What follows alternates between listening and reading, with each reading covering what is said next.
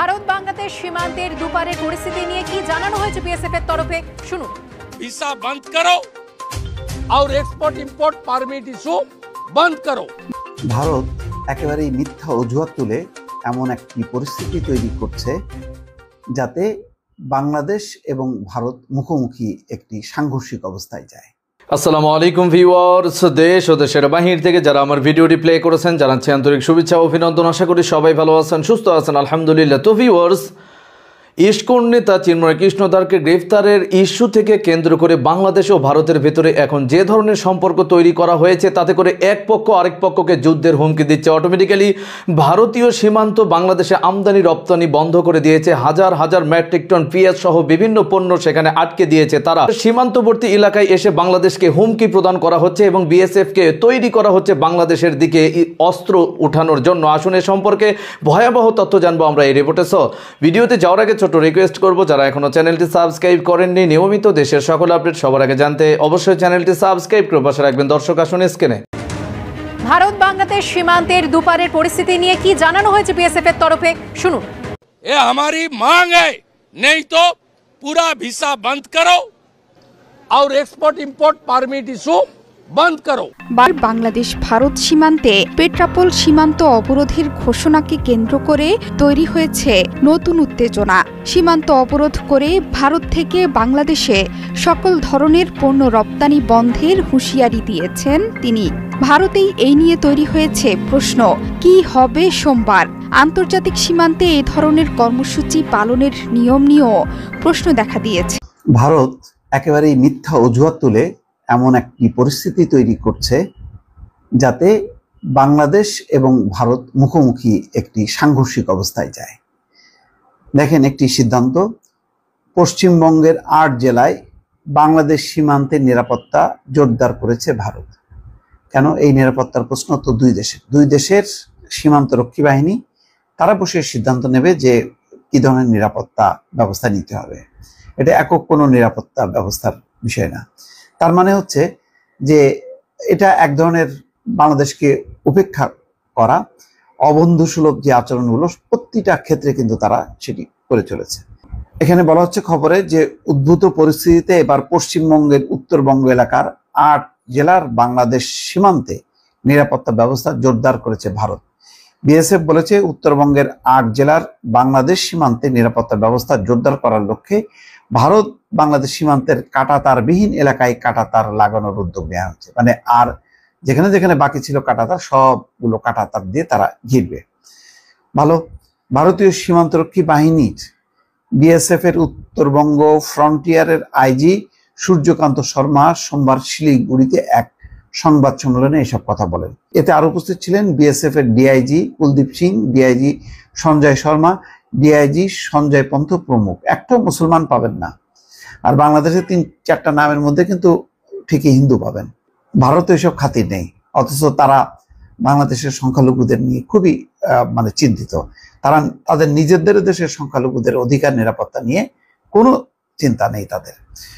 এক সংবাদ সম্মেলনে বলা হয় উত্তরবঙ্গের ৮ জেলায় রয়েছে ১,৯৩৭ কিলোমিটার ভারত বাংলাদেশ সীমান্ত। সেই সীমান্তের নিরাপত্তা বাড়ানো হয়েছে। Thermal camera, night vision camera, CCTV camera ও ড্রোনের সাহায্যে নজরদারি চালানো হচ্ছে। কথা ফেলে দাও, কাউকে উৎখাত করো, মেরে ফেলো, এই ধরনের হুমকি ছিল না। বরঞ্চ আপনারা যাকে সারা জীবন অসাম্প্রদায়িক বাংলাদেশের নেতৃত্ব শেখ হাসিনাকে মানছেন, সেই শেখ হাসিনা লগি বইটা দিয়ে মানুষ হত্যা করার কথা বলেছে। সে এই গণ অভ্যুত্থানের পরে তার ফোন রেকর্ডে বের হয়েছে যে মানুষ মারো, কচু কাটা করো বলেছে। ২২৭ জনকে মারার জন্য ডকুমেন্ট তৈরি হয়ে গিয়েছে। আপনারা জঙ্গিবাদের থিওরি কি দিচ্ছেন? উগ্রতার থিওরি আপনার কাছে কি? একজন মুসলিম ইসলাম প্রেমী এইটা হয় কি একজন জঙ্গির লক্ষণ? না। এটা কি ধরনের উগ্রতা, কি ধরনের আপনার হলো শয়তানি যে একজন মানুষ বলছে নামাজ পড়ছে, প্রেম করছে না, বাড়িতে অশান্তি করে না, তাহলে তার মধ্যে জঙ্গির লক্ষণ দেখা গেছে। বলেন এইটা কত বড় একটা শয়তানি কাজ, কত বড় একটা জিঘাংসা ভালো মানুষদের সঙ্গে শয়তানি। চিন্তা করতে পারেন। প্রথম আলো এবং ডেইলি স্টারের বিষয়ে বেশ কিছু রাজনৈতিক ব্যক্তিত্ব এক হয়ে গোল টেবিল মিটিং করে তাদের পক্ষে বক্তব্য দিতে গিয়ে প্রথম আলো সমালোচনাকারীদেরকে বলেছে মধ্যযুগীয় বর্বর। আমি বাংলাদেশের নাগরিকদেরকে বলছি, আপনারাই বলেন কোন গণমাধ্যম যদি ভুল করে সেই ভুল ধরা মধ্যযুগীয় বর্বর, নাকি তাদেরকে সঠিক পথে যারা আনতে যাচ্ছে এবং যারা বাধা দিচ্ছে সেখানে তারা মধ্যযুগীয় বর্বর? বলেন। সবগুলিও বাম নেতা সেখানে একত্রিত হয়ে বিষাদগার গাচ্ছে। ধন্যবাদ সবাইকে। আসসালামু আলাইকুম।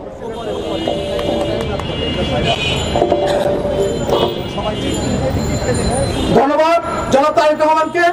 দর্শক, স্ক্রিনে আমরা সে সম্পর্কে বিস্তারিত জানলাম। এই বিষয়ে আপনাদের মতামত কমেন্টে জানান। কেউ ভিডিওটি স্কিপ করবেন না। বাংলাদেশ ও ভারতের এই টান টান উত্তেজনা মুহূর্ত নিয়ে বাংলাদেশ অন্তর্বর্তীকালীন সরকার ডক্টর মোহাম্মদ ইউনূস কী ধরনের সিদ্ধান্ত বা পদক্ষেপ গ্রহণ করতে যাচ্ছেন এবং বাংলাদেশ ও ভারতের এরকম সম্পর্ক তৈরি হলে বাংলাদেশে বা ভারতে কোন কোন ধরনের সমস্যা তৈরি হবে, বিস্তারিত জানবো এই রিপোর্টে। ভারতের নানা জায়গায় বাংলাদেশ বিরোধী নানা কর্মকাণ্ড ঘটেছে গতকাল। আমরা নিশ্চয়ই মন দিয়ে খেয়াল করেছি, কারণ এই মুহূর্তে ভারত বাংলাদেশের উপরে কি কি ধরনের চাপ তৈরি করতে চাইছে, কেন করতে চাইছে, আমাদের কি করা উচিত, এরকম নানা আলোচনায় আমরা যৌক্তিক কারণেই ব্যস্ত আছি। সবচেয়ে উল্লেখযোগ্য ঘটনাটি ছিল নিশ্চয়ই আগরতলা, ত্রিপুরার রাজধানীতে আমাদের সহকারী যে হাই কমিশন, তাতে ভারতের ওরা খুব উগ্রবাদী আতঙ্কবাদী বলে হিন্দু উগ্রবাদী এবং আতঙ্কবাদীদের হামলা, ভাঙচুর হয়েছে, পতাকা পুড়িয়ে ফেলা হয়েছে এবং আমাদের সভরেন জায়গা, একটা হাই কমিশন বা দূতাবাস এরকমই জায়গা, সেই হামলা হয়েছে। সেটা নিয়ে কথা বলেছি ইনস্ট্যান্টলি। এছাড়াও আরও বেশ কয়েকটা ঘটনা হয়েছে, আমরা একত্র করে একটু কথা বলতে চাই। শুধু সেখানেই না, একটা সিনক্রোনাইজড অ্যান্ড সিস্টেম্যাটিক, এই শব্দটা বাংলাদেশের হিন্দুদের ওপরে তথাকথিত অত্যাচার নিয়ে ভারত ব্যবহার করতে চায়, কিন্তু সিস্টেম্যাটিকলি তারা গতকাল অনেক কাজ করেছে রাদার বাংলাদেশের বিভিন্ন জায়গায় এক ধরনের উস্কানি দেওয়ার জন্য। মুম্বাইয়ে বাংলাদেশের উপকমিশনের সামনে বিশ্ব হিন্দু পরিষদের বিক্ষোভ, এখানে তারা অতটা কাছে যেতে পারেনি, ভাঙচুর করতে পারেনি। এছাড়াও ফেনীর বিলোনিয়া সীমান্তে ভারতীয়দের বাংলাদেশ বিরোধী বিক্ষোভ, বিজিবির প্রতিবাদ। সীমান্তের কাছে বেশ কিছু লোকজন একত্র হয়ে তারা উচ্চস্বরে মাইকে আমাদের গালাগাল করে, প্রধান উপদেষ্টা, সরকার, দেশ সবাইকে। খুব বেশি মানুষ একত্র হয়েছে তা না, কিন্তু সেখানে এসেও তারা করেছে এবং আমাদের বিজিবি ওদের বিএসএফ এর কাছে এটা নিয়ে প্রতিবাদ জানিয়েছে। নিশ্চয়ই এটাই হওয়ার কথা। এটা শেখ হাসিনার বাংলাদেশ না, একেবারে কৃতদাস কোনো মানসিকতা বাংলাদেশের কোনো সরকারের ভবিষ্যৎ আর থাকা চলবে না। বাংলাদেশে আলু পেঁয়াজ বন্ধ করে দেওয়া হবে, শুভেন্দু অধিকারী, মানে খুব বিষয় না, তিনি বলছেন।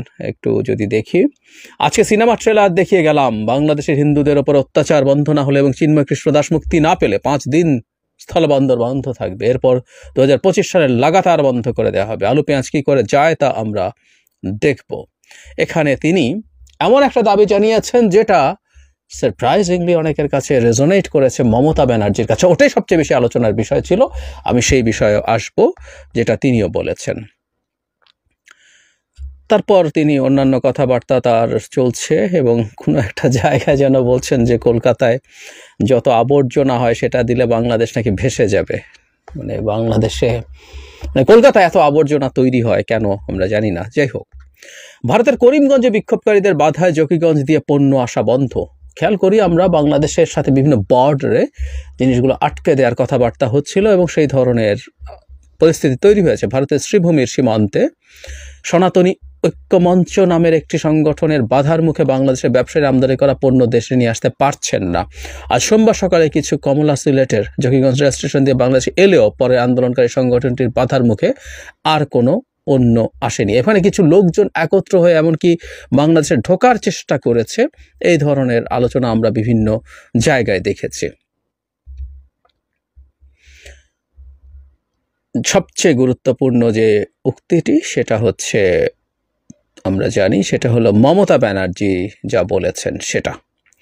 মমতা ব্যানার্জি কি বলেছেন আমাদের সামনে এর মধ্যেই এসছে। তিনি শান্তিরক্ষী বাহিনী বাংলাদেশে মোতায়েন করতে চাইছেন, চাইতেই পারেন, কিন্তু চেয়েছেন উনি কি বলেছেন আমি এক্স্যাক্টলি একটু পড়ি।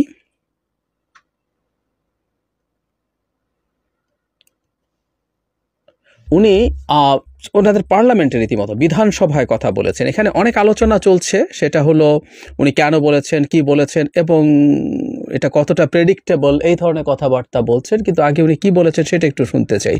পশ্চিমবঙ্গের মুখ্যমন্ত্রী মমতা বন্দ্যোপাধ্যায় বাংলাদেশের সংখ্যালঘুদের উপর নির্যাতনের প্রসঙ্গে কড়া অবস্থান নিয়েছেন। সোমবার পশ্চিমবঙ্গ বিধানসভায় তিনি বলেছেন, আমাদের প্রস্তাব কেন্দ্র রাষ্ট্রপুঞ্জের কাছে বাংলাদেশের শান্তি সেনা পাঠানোর আর্জি জানাক।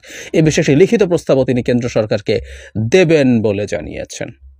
অনেক কথাবার্তা বলছেন। তিনি বলছেন, গত 10 দিন ধরে দেখছি কেন্দ্রীয় সরকার চুপ করে আছে, তার দল রোজ মিছিল করছে, সীমান্ত বন্ধ করে দেওয়ার হুমকি দিচ্ছে, বলেছে সে খাবার দেবে না। এটা আমাদের এখতিয়ারের মধ্যে পড়ে না। আমরা চাই প্রধানমন্ত্রী বা পররাষ্ট্রমন্ত্রী কথা বলুন, দুই দেশ কথা বলুক, কিছু না হলে কেন্দ্র ভারতীয়দের ফেরাক, আমরা খাবার জোগাতে পারবো। আরও কিছু কথাবার্তা বলেছেন। এটা ইম্পর্টেন্ট না, যেটা জরুরি কথা সেটা হলো তিনি বাংলাদেশে শান্তিরক্ষী বাহিনীর আওয়াজ তুলেছেন। এই ব্যাপারটা নিয়েই কথা বলবো বেশি। এর মধ্যে একটা জিনিস একটু যোগ করে রাখা দরকার, সেটা হলো বাংলাদেশ খুব কঠোর স্টেটমেন্ট দিয়েছে ইয়ে নিয়ে, আমাদের আগরতলায় যে ঘটনা ঘটেছে সেটা নিয়ে, এবং এটাকে পূর্ব পরিকল্পিত বলছেন। ইট ওয়াজ এ ভেরি টাফ স্টেটমেন্ট। আমি এই স্টেটমেন্টটাকে যথেষ্ট সঠিক বলে মনে করি, এবং এটাকে পরিকল্পিত না বলার কোনো কারণ নেই। খুবই স্ট্রংলি কন্ডেম করেছেন এবং পূর্ব পরিকল্পিত বলা হয়েছে। কারণ কলকাতার ডেপুটি হাই কমিশনে ঘটনা ঘটার পরও আবার এখানে হলো, এবং যথেষ্ট প্রস্তুতি ছিল না, পুলিশ অ্যাকশনে যায়নি, এই সব কথাবার্তা ওখানে বলা আছে। সুতরাং বাংলাদেশের যে অসাধারণ ব্যাপারটা আমরা দীর্ঘদিন থেকে দেখছিলাম, সেই জিনিসটা আবারও দেখা গেল। এটা চমৎকার ব্যাপার। যাই হোক, আসি মমতা ব্যানার্জির কথায়। তিনি কেন বলেছেন, বা ভারতের চারপাশে যা হচ্ছে এটার ভবিষ্যৎ আমরা কি দেখব সেটা নিয়ে কথা বলি। মানে মমতা ব্যানার্জি যখন এটা বলছেন, আমি বলছিলাম যে শুভেন্দু যিনি আছেন বিজেপির প্রেসিডেন্ট পশ্চিমবঙ্গের, শুভেন্দুও মমতার এই কথাটাকেই আবার উল্লেখ করছেন। তিনিও চান এখানে জাতিসংঘের শান্তিরক্ষী আসুক। মানে আমরা তাহলে বরং এটা বলাই ভালো যে ভারত এত বড় দেশ, এত পাওয়ারফুল, এত বড় সুপার পাওয়ার, সো তারাই বাংলাদেশের সৈন্য পাঠাক, তাদের সৈন্য এসে আমাদেরকে একটু সাইজ টাইজ করে দিয়ে যাক। মানে মোদির খাতির আছে, মোদি যে ধরনের সরকার প্রধান, সেই পুতিন তো ইউক্রেনের সৈন্য পাঠিয়েছে, তো ভারত একটু পাঠাক, আমরা একটু দেখি। জাতিসংঘ ডাকতে হবে কেন?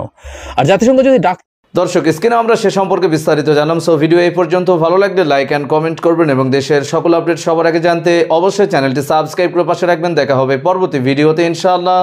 আসসালামু আলাইকুম ওয়া রাহমাতুল্লাহ।